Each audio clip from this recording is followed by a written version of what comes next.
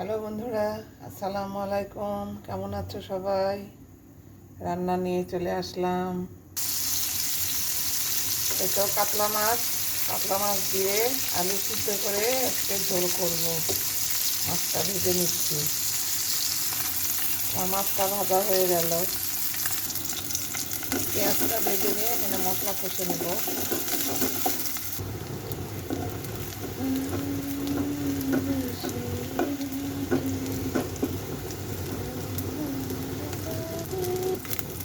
একটা রসুন বাটাটা দিয়ে দিব।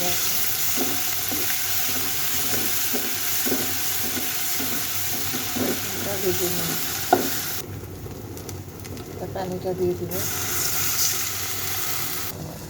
আজকে কারেন্ট নেই বন্ধুরা আমাদের এখানে। তো ভাত এখন গ্যাসের চুলার দিচ্ছি। গুঁড়া মশলাগুলো দিয়ে দিলাম। এখন মশলাটা কষিয়ে নেব। এত সুন্দর করে মশলাটা কষানো হয়ে গেল। এখন আলু দিয়ে দেবো। আলুটা এখানে কষাই দেব। ঠিক আছে,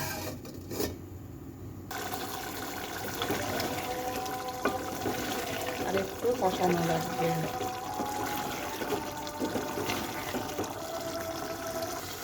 ঝোল দিয়ে দিব এখন।